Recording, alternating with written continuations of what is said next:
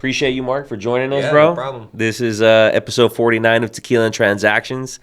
And just super humble, super happy to be here. And yeah, we were just talking about it. Like, this is kicking off 5 years of doing this. So very ironic, but very unintentional. This is episode 49, and we have Mark here, who's a big Raider fan. So hey, I can't hate, man. So Marc Williams with MVP Realty, brother. Just want to give you the mic, let you introduce yourself, and then we got a whole lot of bottles to go through, bro. Yeah, so. Right on, Ricky. Yeah, so Marc Williams, MVP Real Estate. We're brokered by Real Brokerage, which is one of those cloud brokerages. Yep. EXP, but better than EXP. Yeah, I'm in the same boat, man. I'm part of side. So yeah. So been in real estate about 7 years. Yep. This is year 7. Long background in financial management. Mm-hmm. Used to be like a bank manager, business banker.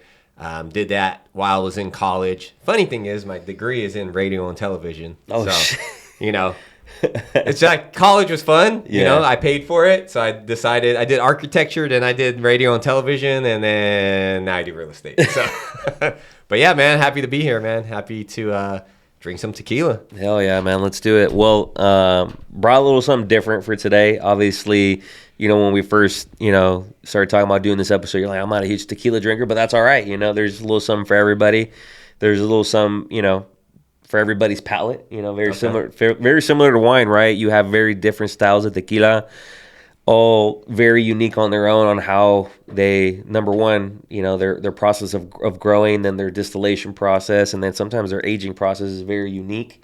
So we have 3 different ones here that I brought, and I know you brought a really good one too that I, definitely want you to share a little bit about it. And, I know someone recommended it, and they definitely didn't steer you wrong. So, but we have something from near my hometown where my family's from, Los Altos de Jalisco. This is a family made tequila, essentially very small, very kind of artesanal, which is like very traditional to Mexico. And they literally just started making it for family and grew into what they are today. And now they're starting to bottle a lot of their tequila and sell it in stores, which was really kind of just selling it out the back of their truck.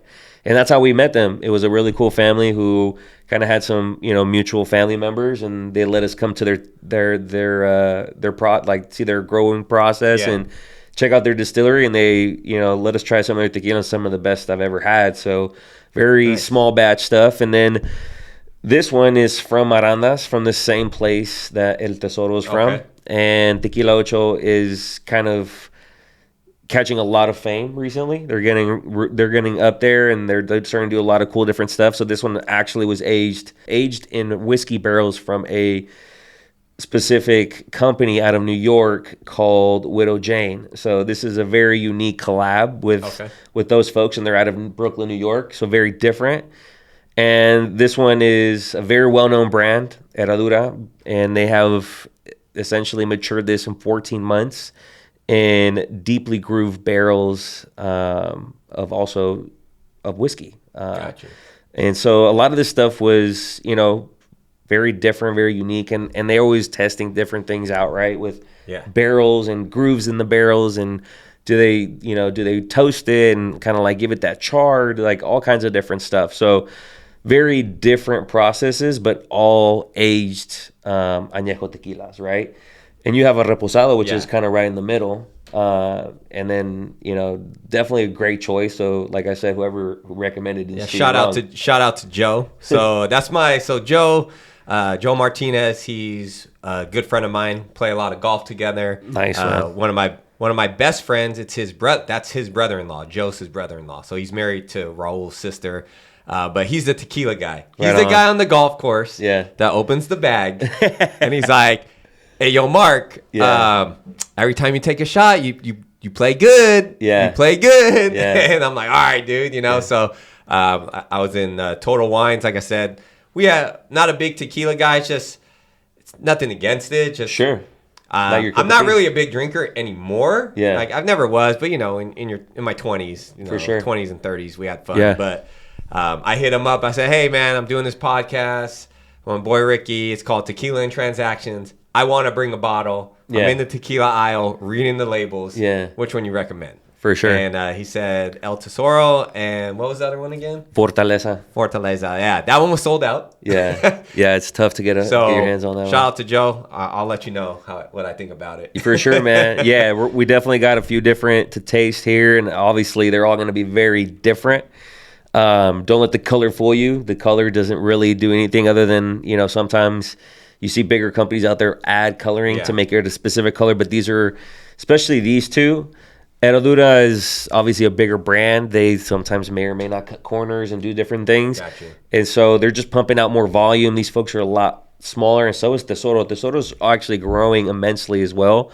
And so they're getting that fame, and they're pushing out the product, but not nearly what like companies like Herradura or Don Julio or all those big name brands, right, are doing. So when they start getting more popular, so like these two that are family owned, it's probably the same process that was passed down. Yep. As they start getting popularity, then they have to produce more. Yep. So in that case, they change the production. Are they going from like the production on their ranch to like a big distributor with the recipe? Dude, you hit the nail on the head, bro. Okay. Like as soon as they catch fame, and I'm really crossing my fingers that like a lot of these companies don't do that.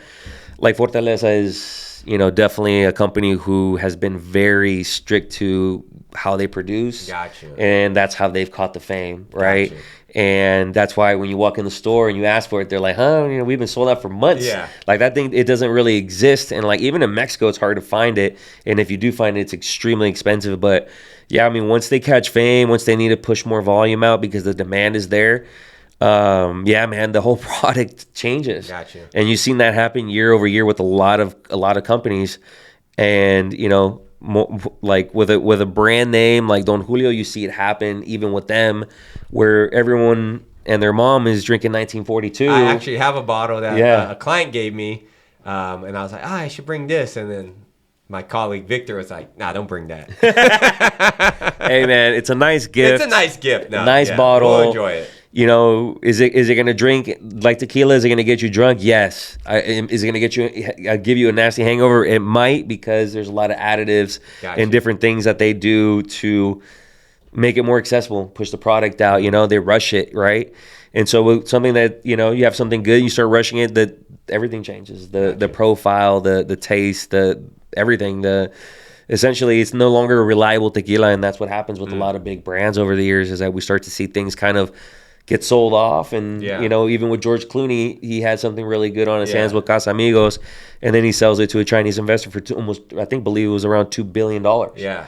So it's like all these companies, they eventually get sold off. So it's the name. It's the people start. They hear about it, the name gets big, and then the name has the value. Exactly. And then they let the product go. Yeah, because then they go out and start buying their agave from big time farmers. Yeah. They don't have the quality control anymore, and then they start having to push the product out super fast, and the bottle hasn't changed. Yeah. The price usually does change, but people still buy it, and then they start to realize, why am I getting hangovers more often? Why is this happening? It's because the product has changed. Yeah. It tastes very similar, but sometimes we unfortunately see that happen. I really don't hope that does not happen with these kind of brands like Ocho and Fortaleza and Tesoro and all these companies, because there is a lot of people out there who do still really care about making good tequila, right, and having their name on something. And a very famous master distiller, his name is Carlos Camarena, and they're very well known in Arandas. Okay. And they're responsible for a lot of these brands as well. I'm not sure if he has his hands in Tesoro. He might. Yep, right here, dude. Same family. Don Felipe Camarena, Carlos Camarena. Okay. That's the same family, right? So it's like you have people like the Camarenas who are very well known in the tequila industry, but just have this really high IQ and really want their name to be associated with really good product. Nice. So really cool thing is like we're trying tequila from the same regions of Mexico, signed off by dad and son. So there you go. Like it's legit stuff. Like they're honestly not trying to put out shit. They want really good product, and it's, their name says it all, bro. So I think it's only fitting we try yours first, bro. You're the guest. Let's do it. You're the guest, and let's start with a reposado, and we can make our way through. So I brought a little glass here, a little shot glass, in case Mark wants to use it to guide himself. But if not, so you gotta walk me through this.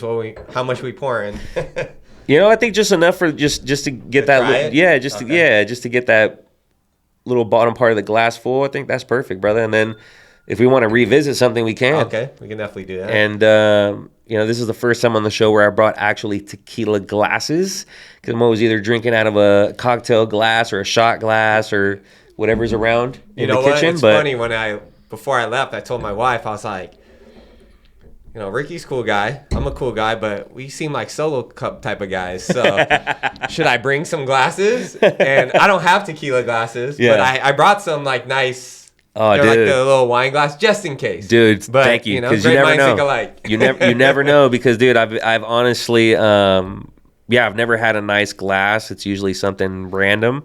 And I feel like now that I'm stepping my game up and we have a whole little legit recording studio here, that I stepped my game up. So, honestly, first time on the show for this, but I think the best thing to do is just kind of swirl it around, and then you'll kind of start to see how slow, the legs of the tequila are, where they start to kind of climb down. So it's supposed to kind of give you essentially give you the idea that there's not a lot of additives in here. Yeah. It's very fluid. And then, give it a nice smell. Right? The trick on this one, Mark, you want to get a little sip. But before you get that little sip, you kind of want to take a little inhale through your nose, right? Take a little inhale through your nose. You want to hold that air in. So hold it, get a little sip, let it hang out on your tongue for a little bit, maybe 3 seconds or so. Swallow it, and then exhale through your mouth. I got you. And then so you're essentially kind of just preparing your palate for it, but you're holding a little air in to allow your senses really to get that tequila taste. Okay. Exhaling through your mouth to kind of let that whole kind of cycle go through. And we should get a really good taste. And, this is a good one, bro. So, salud. Salud.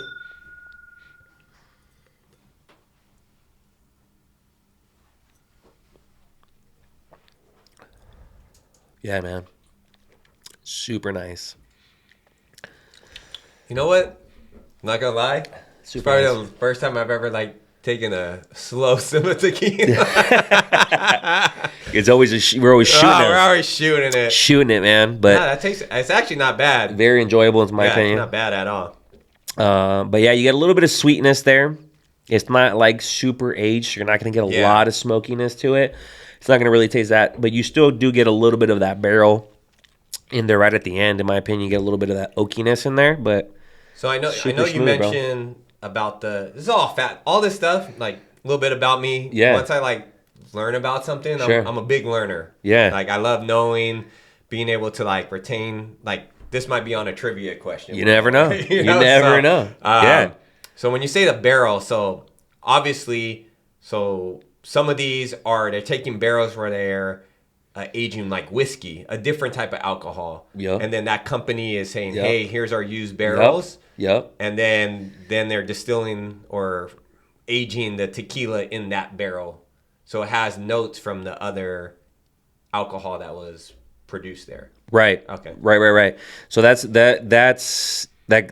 straight up with these guys. That's what they did. They did a collab. They said, hey, Widow Jane, you guys have these barrels that you guys been aging your whiskey in.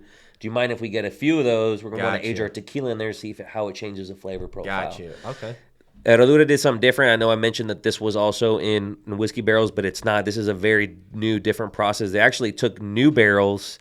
They heavily charred them and deeply grooved them and then added the tequila. Got you. So Herradura did something different. That's why they're calling it the Legend of Herradura or Herradura Legend. It's something different that they're trying.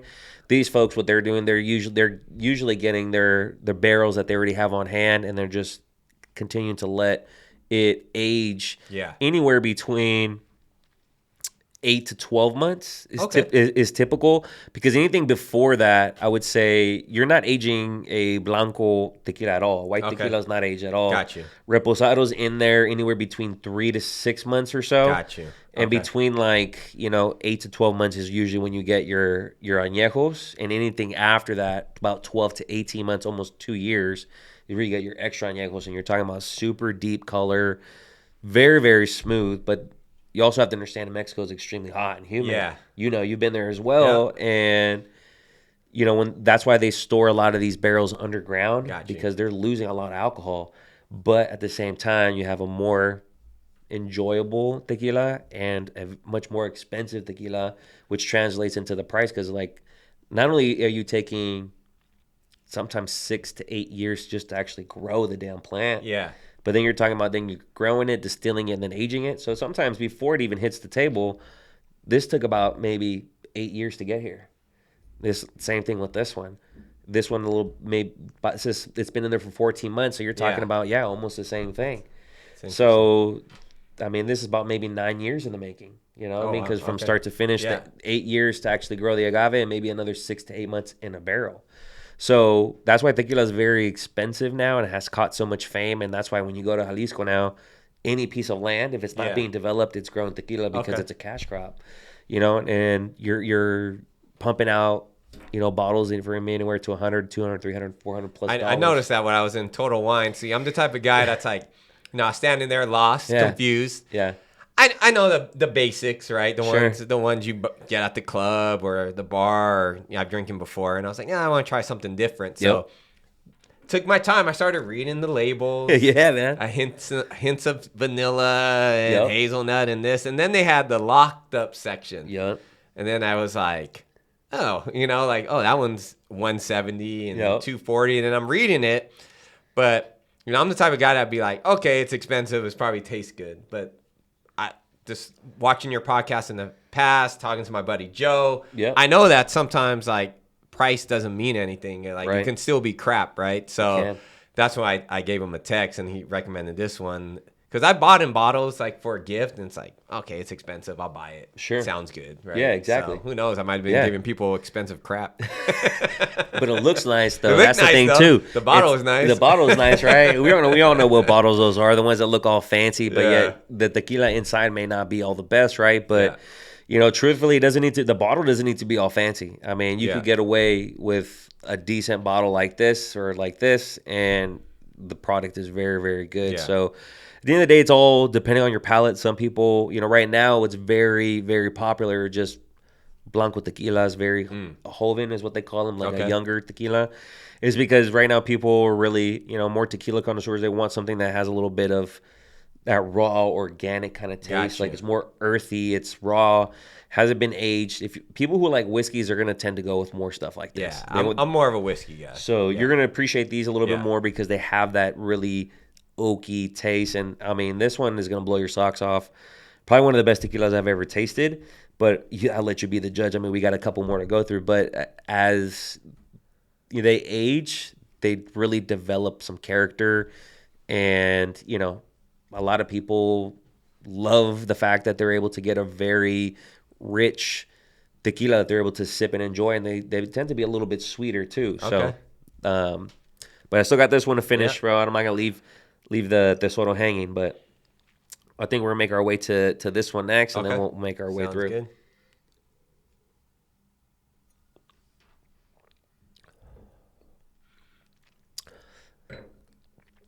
I love it, man. Yeah, it's not bad at all. I love it. To me, it tastes really well made.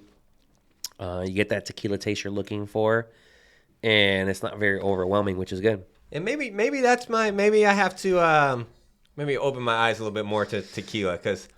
Your partner in real estate, man. He has the plug too. Yeah, no, that I saw that, but it's like one of those things. It's like you associate things with experiences, right? Yeah. And I associate tequila with some memorable nights and some unmemorable nights.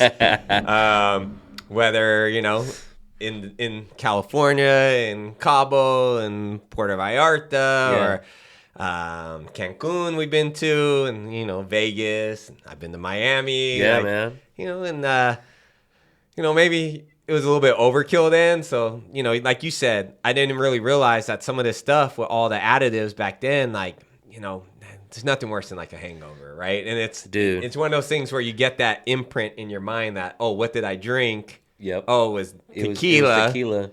Oh, tequila gives me hangovers because, my little bit of my background, my mom's side, my ancestry is from like Western Russia. Oh, okay. So my mom was, they migrated to England during World War I, and then, but they were into like vodka. Yeah. Right? So that's like, that's kind of like my thing. Like vodka, I can drink whatever. Like I'm good. And the tequila I never really dabbled into, but the stuff you would get, Patron and 1942, and then this and that, and next thing you know, you're waking up and your head's spinning, and as you get older in age, like that hangover where a greasy hamburger would fix it. It's like a 3 to 4 day recovery process. Dude, now. So. It's rough, man. Giving me a headache just saying those names, bro.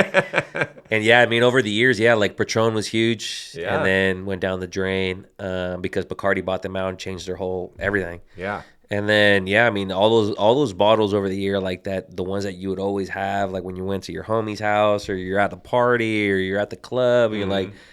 Patron is good. Let's drink Patron. And it's like, little did you know, all the additives you were drinking that really caused that hangover wasn't so much the tequila itself, but what was added in there, right? And I'm kind of the opposite of you. Like, for me, like, and maybe just because I'm not drinking good vodka, but vodka has always really treated me wrong. And I don't know if it's because I'm drinking it with straight juice all the time or what it is. But to be honest with you, that's for me. Like I don't like drinking vodka for that reason because I know what it's gonna do to me. Right? It's all that sugar stuff. So like as I've gotten older, it's usually like a vodka soda with like a lime, and then it's really just kind of tastes like the quality of the vodka. Exactly. And I think the experiences with tequila is not on the golf course, right? As a fellow golfer, you understand. Right? Yes, sir, I do. Got to calm your nerves and enjoy the day. But yep. Or going out, hanging out with friends, barbecues and stuff like that. Lately, we've been doing more of like the sipping, less mixed drinks, right? Because I think the sugar is what gets most people. Yeah, it's like you start adding juice or soda, and then little do you know you had 3 or 4 of those, and now you've probably had 2 or 3 sodas, and you're just like, and then you start losing count. And I mean, I agree with you, bro. And I'm the same way with tequila now. Like, everyone, back in the day would mix it with everything. Squirt, soda, this, that, the other, and I like to do the same thing you do with vodkas. Just enjoy it with like maybe some water, sparkling water and a lime. That's about it. Yeah. And sometimes if I'm feeling dangerous, I might just do a little splash of Coke just to add color in it more than anything, or a little bit of sweetness. But it's the same thing. The same thing you're doing is what I'm doing with tequila. Is like I really want to enjoy the taste. I don't want to overwhelm it. And especially if I'm getting a bottle like this that's taken 10 years to hit my table, I'm not gonna dilute it with some crap soda either. So. But this one I think you're really going to enjoy. Super oaky. It's an añejo. And from the same region. I mean, tequila has to be essentially from the region of Jalisco to be called tequila. But, you're starting to see a lot of other folks grow tequila as well and calling it, liquor of agave or all these other things, right? So... But I mean, it's gotten so popular, even along with mezcal, that a lot of people are starting to grow more agave. But this one should definitely be a little bit more in tune with what you like in whiskey. So,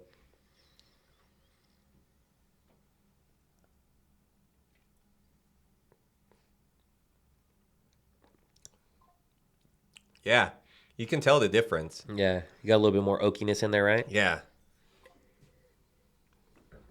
that's not bad. Yeah, just a lot smoother finish in my opinion. Yeah, super oaky at the end, and just it gives you kind of like that taste you're looking for in an añejo, which is that barrel taste. It's pretty funny. Like we're talking here and we're talking tequila, right? Yeah. And I know the thing is called Tequila Transactions. I'm sitting here. I'm like, these 4 bottles are a metaphor of real estate agents. You got your kind of new, as you age, you get a little bit, the different tastes and flavors, and even like the process of how they're made from, like what really was triggering like a light in my head. Yeah. And it's just like correlating this stuff, and it's almost to any business, right? In the business of real estate. Yeah.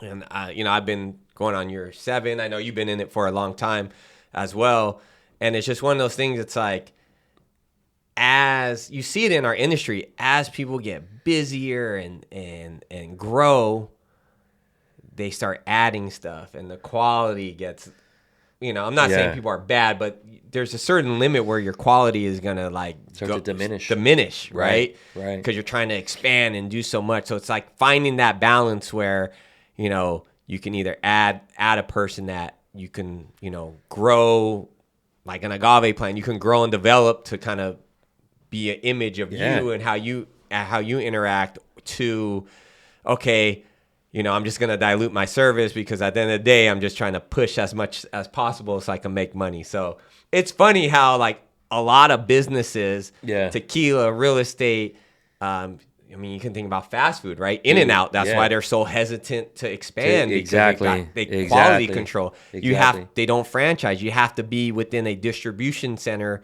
so they can deliver the same product, right? Right. And we've all been there. My guilty pleasure, well, not anymore, but I don't really eat fast food anymore. My guilty pleasure was Taco Bell. Oof. Man, I love it's not Mexican food. It's just Taco Bell, right? I'm going Mexican food. I want to go. I'm from San Francisco, man. I want to go a taqueria or something like that. Yeah, man. But guilty pleasure, let me get a bean burrito with no onions and add some sour cream with the fire hot sauce. Yeah. And when I lived in San Jose, there was a corporate Taco Bell. So it wasn't franchised. It was owned by actual Taco Bell by San Jose City College. Okay. Taco Bell was amazing. Oh, it was the best. It was I go there. I can imagine. I go there. It was always fresh. It was busy, so everything was fresh. Always as fresh as it can be, right? Right. Always made. Exactly. And then you go, I live out here in Oakley, and there's a Taco Bell. And if they're watching this, nothing against you who owns it.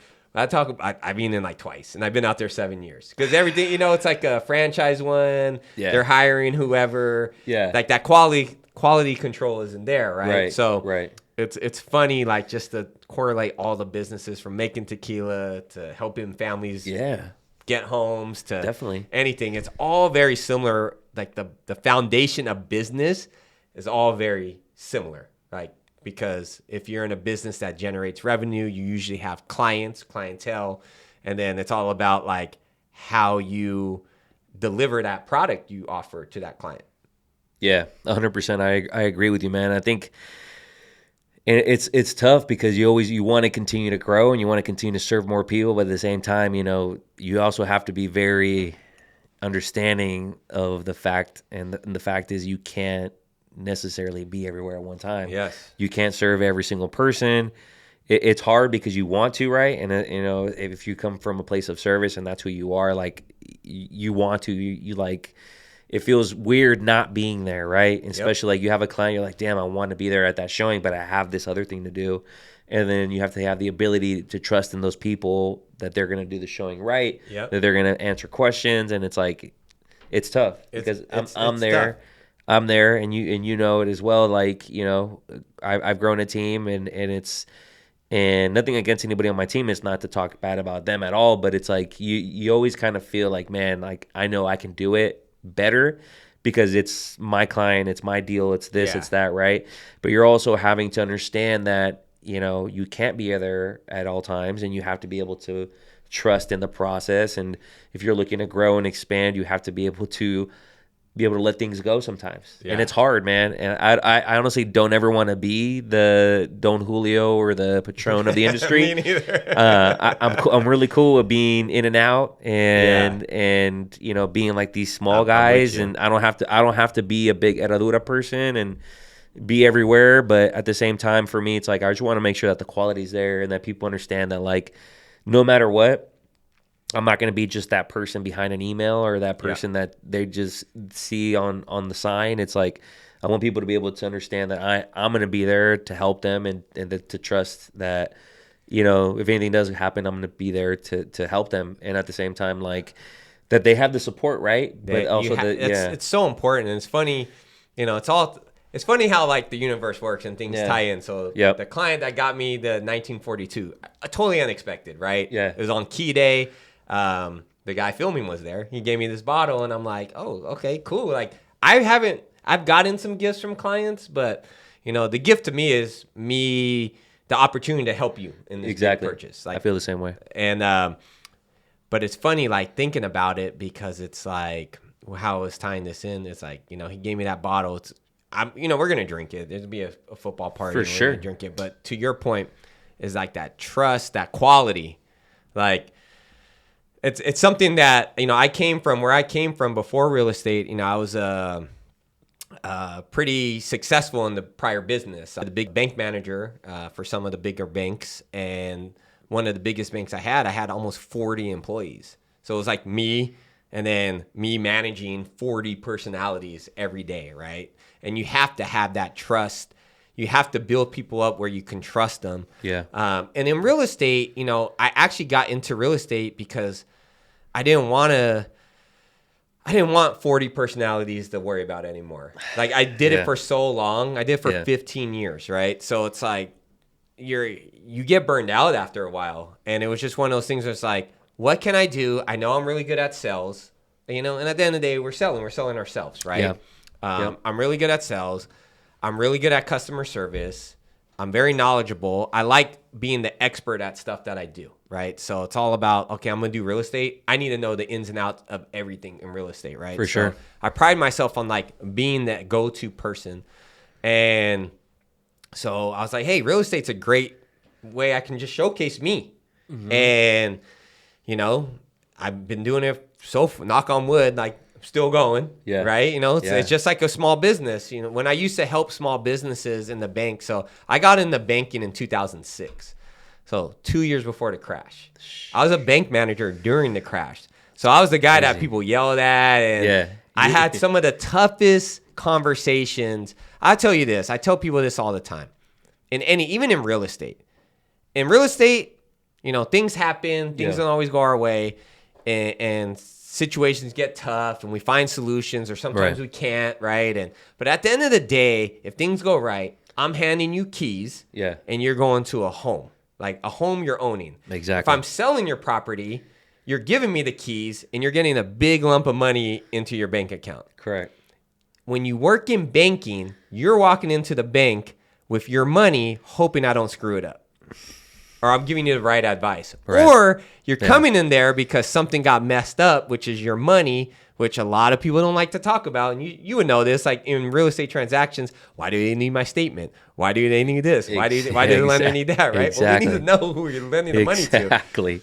Now, do that every day times 1,000 people walking in, right? So some of the conversations, some of the things I've experienced, like I tell people all the time, like this real estate stuff, yes, it's challenging. It's a challenging job. It's a big purchase. It's the biggest purchase most people make in their entire life, right? So they're trusting you, especially in the Bay Area, with the $1 million purchase, right? Trusting you to say, hey, I'm going to go in debt. You're going to make me go in debt $500,000, Mark. I trust you, though. It's a big responsibility. But at the end of the day, I'm still giving you a house. You have something that reminds you of Mark. Like, man, Mark helped me buy this house. At the bank, it's like, oh, cool, Mark didn't help me screw this up, right? So I always tell people, like, I love it because it's a nice change of pace, right? Yeah.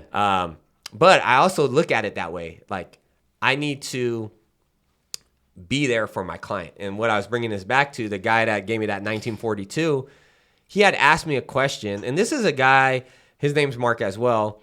He reached out to me. I went to high school with this guy.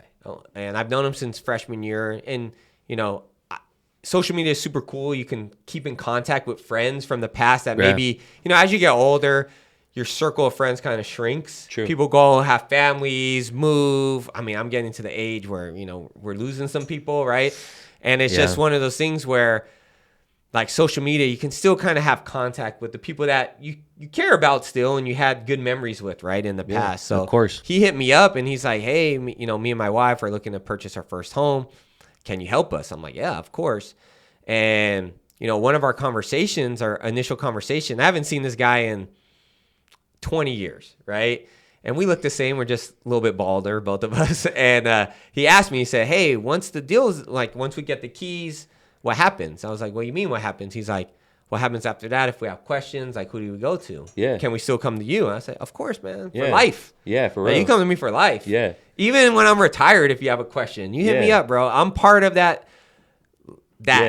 first home you ever bought. I want to be part of it for the life of your ownership. For real. Right? And when it's time to sell and get the next one, you hit me up too, right? So I just thought it was really cool, what we're talking about, you want to be these bottles of tequila, I'm with you. Because it's like, I would love to help 1,000 people a year. I really don't want to. Yeah. Like, this profession, I don't want to say we pick and choose who we help, because I'm here to help anybody. Yeah. Right? If you want my help, I'm here to help you. Right. But to have it's so refreshing to me in this career compared to my past career, where it's really like a handful of people I help, a couple handfuls of people I help every year. Yeah. I'm not helping 100 people a day.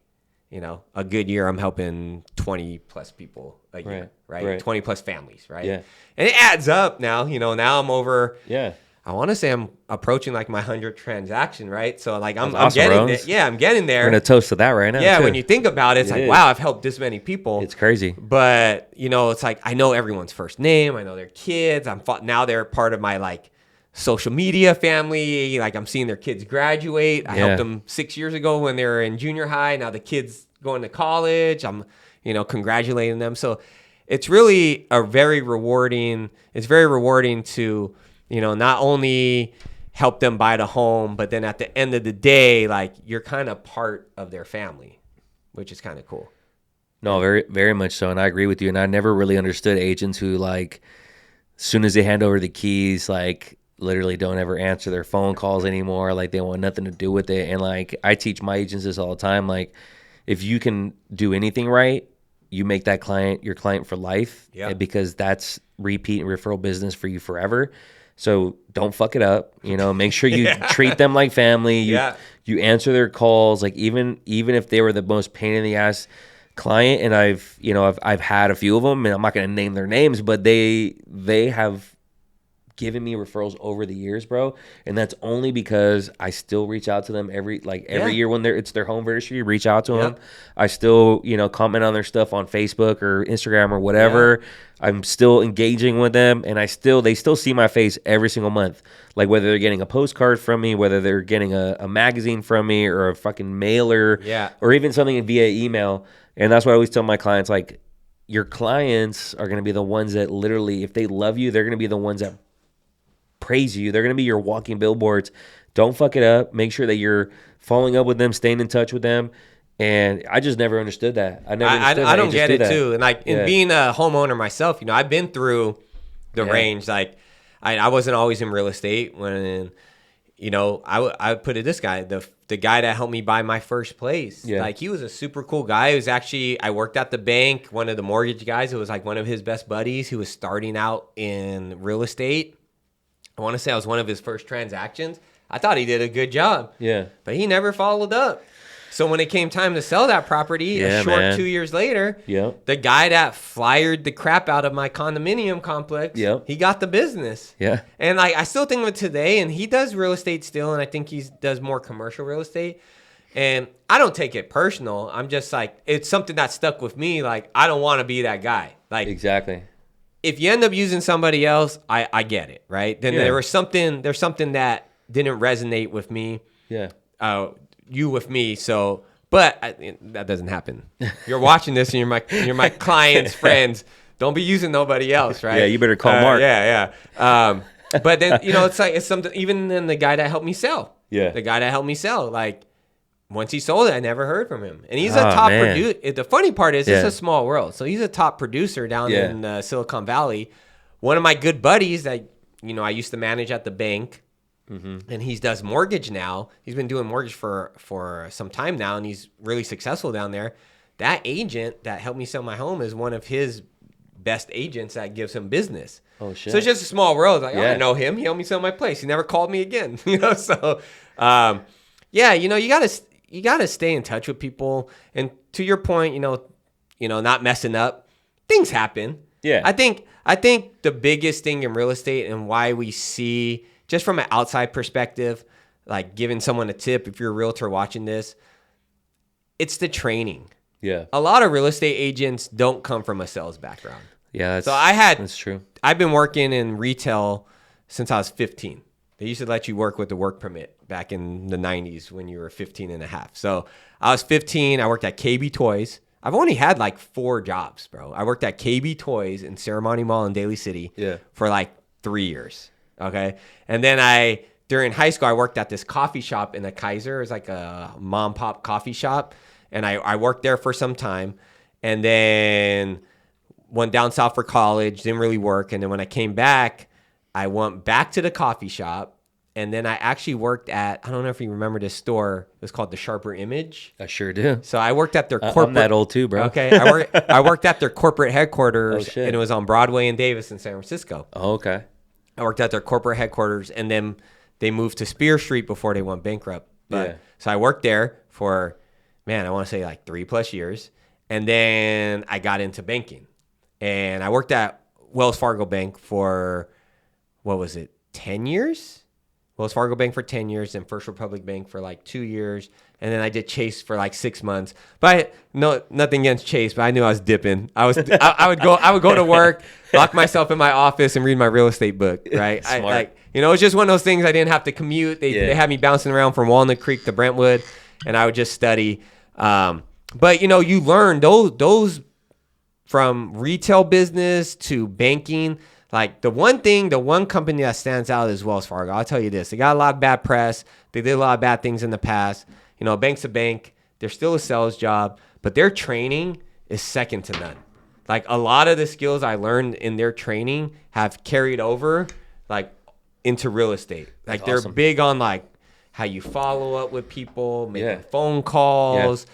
The customers, they were huge on customer service. Like we would get surveys. So for my branch, there was the largest branch. I actually, speaking of being, 49er fan, I actually managed the Wells Fargo when they built Levi Stadium, the one right by Levi Stadium. So some of my clients that would walk in, Michael Crabtree. Oh, nice. I met, why am I forgetting his name? May he rest in peace. The tight end, the famous tight end from the Niners from the 80s. Oh, Dwight Clark, the catch. Yeah, Dwight Clark. I met him. Or no, not Dwight. It was tight end or receiver. Yeah, Dwight Clark. Yeah, Dwight Clark. The receiver. I met him. Yeah. Like he came in. Yeah. Him. Catch, We would get one of the biggest humans I ever met. You guys had the lineman Mike Upati. Oh yeah, dude. I shook this dude's hand. Yeah. Like I'm 6 foot. Yeah. I could palm a basketball. Yeah. I felt like a little baby hand. Yeah. Shaking his hand. So Yeah. I had all these people come in. But their training was like second to none. A lot of that stuff carries over to real estate. And it's just one of those things I feel that, people come from all different backgrounds to get into real estate. And there's no wrong path to get into it.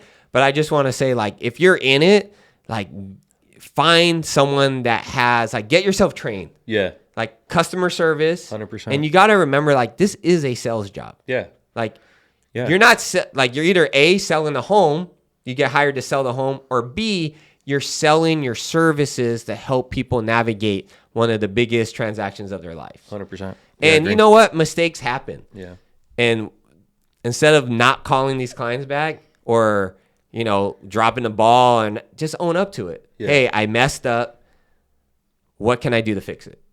And then make it better, right? So it's all stuff that when you really think, like, no one knows everything. If someone sits there and says, I know everything, like, I don't know everything. I've done almost 100 transactions. Do I know a lot? I do. I know a lot. I've been through almost every situation. However, I'm still learning every day. Yeah, and every deal is different. So, like, we never know what cards we're gonna be dealt. Like you said, it's about just trying to do your very best, and if you make a mistake, own up to it, and just you got to do your very best to make that transaction happen.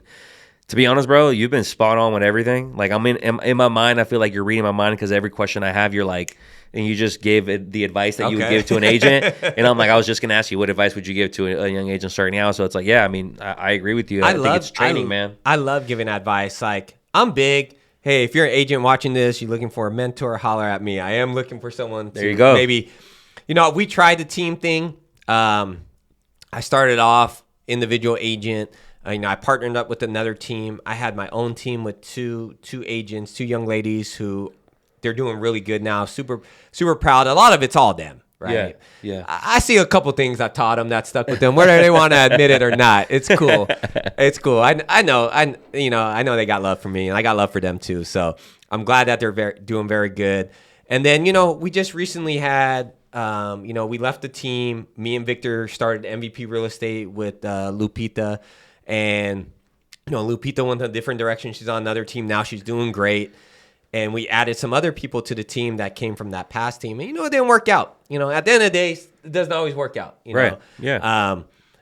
Just because one way doesn't mean we were right, they were wrong, or they were right, we were wrong. Just, sometimes you may be good friends, but sometimes like your visions or the way you work or the style just isn't a good mix. So it's definitely a profession where you want to find what worked for you and then do it, right?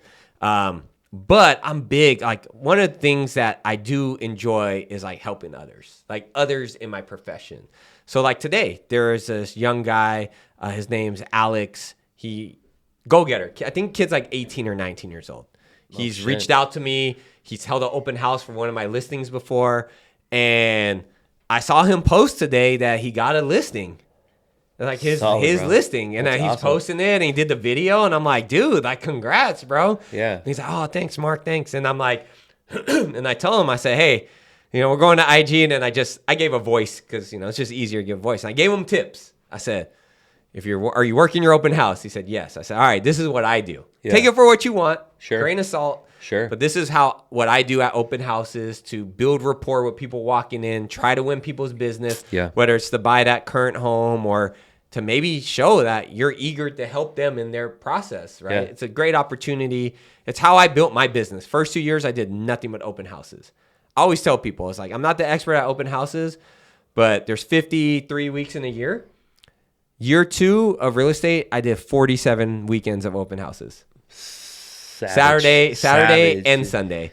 To the point where I got so comfortable, I would just go in people's house, turn on football, and bring a sandwich and just watch football. And then someone would come in, I'd be like, oh, snap. Right? And I put it away. Yeah. But because I know that when I get in front of people, that's where I shine. Exactly. I'm good on the phone. I've done it before.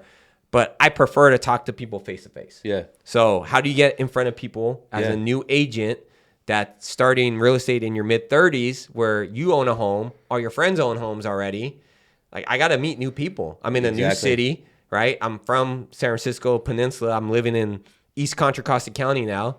I don't know anybody out here. So let me get in front of people. Guess what? All these people in the open houses are the same as me. They're moving from the city because they can't afford it. Yeah. Hey, guess what? I'm from San Francisco too. Yeah. Oh, what part? Oh, yeah. So let me get in front of you. This is what I do. And then what ended up happening, what the cool part about that, what I always tell people, a new agent, you want to get business, do open houses in the same area. I started seeing the same people every weekend. To the point where they knew my name. Mark? Yeah. You're selling this home too? I'm like, nah, my buddy's it's my buddy's listing. I'm hosting it for him. And you start building like this reputation, like people start seeing you in the area, right? So yeah, dude, you're plugging everybody right now. I think that's awesome advice. Just passing down that knowledge, man. Like, and that's something that I feel I am missing in my career right now. Like, I have Victor. I feel Victor is like my equal, so we're bouncing ideas off each other. I point out his deficiencies. He points out my deficiencies. We brainstorm together. So it's a mutual partnership, right? That's awesome. Yeah. But then it's like, I want to grow somebody. Yeah. Because like my plans, my 2 to 3 year plan, I might need somebody to take over the book of business in the Bay Area, depending on which route I end up going in my life, right? Correct. Yeah. So we'll see. Yeah, so all you listeners out there, if you want to take over Victor and Mark, well, more so Mark's book of business in the bag. Hey, you got to get at him now, and then give him a couple tequilas so he gets softened up. Tequilas and some tacos. What do you think of this one, brother? I like this one. It's a little bit like deeper note for sure than that one. Yeah. I can taste the smokiness. Mm-hmm. I can taste the smokiness in it from the barrel. Yeah. This is the one that was aged in Widow Jane's barrels. So aged in bourbon cask from Widow Jane, barrel select. Yeah, man, it's different. It's 48% alcohol. It's a little bit heavier than some of these other ones are going to be about 40. It does have that. You can taste the alcohol. This one's 30. This one's 38% alcohol. This is 10% more. I feel like in this one, I can taste more of the sugar. Yeah, it's a little sweeter. And then it's got a little bit deeper. But this one, it's more of like the fermented Sure. If that's the right word for it. Like yeah. The flavor, yeah. Yeah, you get it's deeper for sure in this one. You could taste it right off the bat, and especially like you're talking about a 10% alcohol difference between these two. It'll put some hair on your chest for sure. Already got some.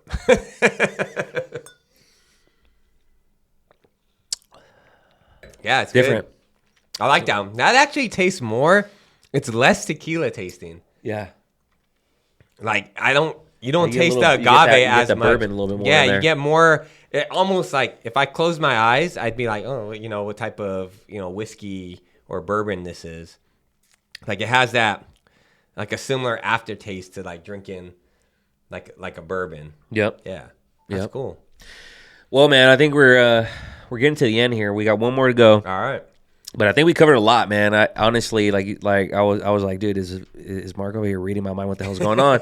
Because everything you were talking about, because I was gonna ask you, like, from baking to real estate, like why? And then you just told us and gave us a whole kind of story and explanation about it. And now we know you're looking for a mentee. So if whoever's looking for a mentor, holla for sure. I think wealth of knowledge here with Mark, he's gonna definitely steer you in the right direction. And if you're not selling 20 homes a year after you're hanging out with Mark, you better be rethinking it. But yeah, man, I mean, and I appreciate you, bro, because I mean, you've been an open book with me too, and I mean, we've known each other for a couple of years and past, crossed paths and whatnot. But like, it's cool to know that if I have a question, you're more than welcome to answer, and likewise, bro, whatever we can do to help, just let me know.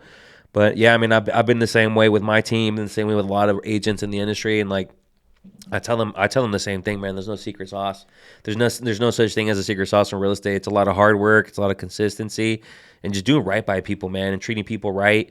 And if you're working hard and doing those other things, I think people are going to see your work ethic and gravitate towards you. And as long as you're doing the right stuff, 100%. People are going to want to work. And working hard means long days. Yeah. It's not easy, man. It's not a 40-hour a week job. It's you're working 24/7. I like to tell my clients, best way to get a hold of me is text, right? Yeah. And don't be surprised if you text me at like midnight and I text you back.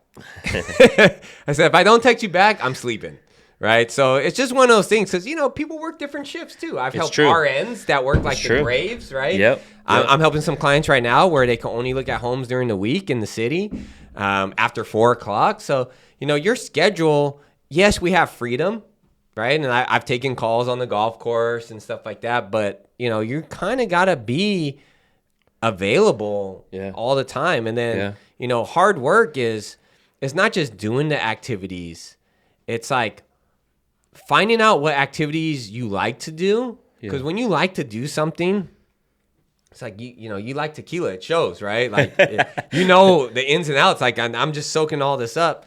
It's just one of those things. When you like to do something, like, it shows.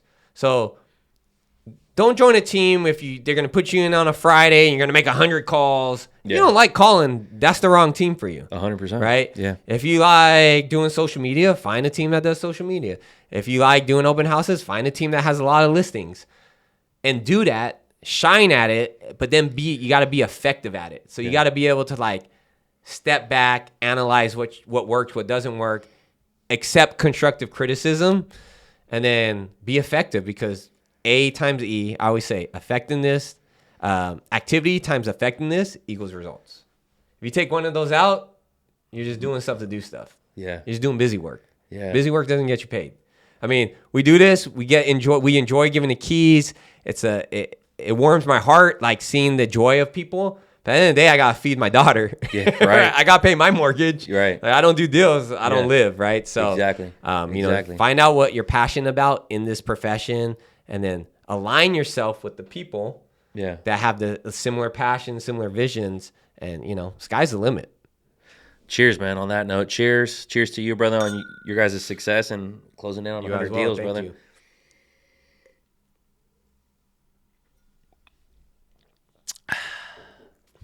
I just shot it, man. I didn't. I was. That I was good. I was impatient. You said I was. I was impatient. I like that one tastes really nice. That was really tasty. Way sweeter, in my opinion. Yeah. Way sweeter than these other ones, especially that finish. And I think that was a nice segment away because this one was a little harsh. Like this definitely is a lot more. stronger, to say the least, because of the alcohol content, right? Yeah. But I think this was a nice kind of sweet finish. That was nice. Yeah. I can sip on that one, like late evening. Yeah. That's a nice one. It's a good sipper. I like that. This one as well. This one's definitely like if you want to get a little hair on your chest and maybe go to sleep a little early. Yeah. That this Widow Jane Tequila Ocho will definitely do the trick, bro. But yeah, no, they're all those three are good. And shout out to Joe. This one was good. It was reasonable awesome price too. So, yeah, it was a great price, great product. So yeah, I mean, if you're looking for something that you want to just take to the homies and just have a good drink, or even go hang out, and you're even a gift, man.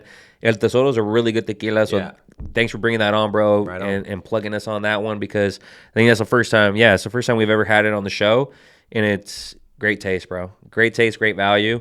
But thank you, bro. I appreciate you for joining us, man, and telling a little bit about your story and why real estate. And we literally plugged the youngins that are going to be joining real estate, and you know, Mark already plugged that he wants a mentee, so reach out to him. And yeah, brother, I mean, more than anything, just really grateful for you to be on here and share a little bit about you and highlight you.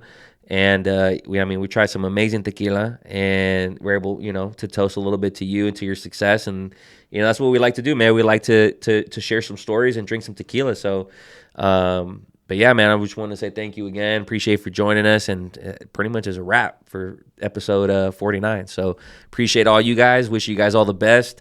Drink good tequila, make good decisions.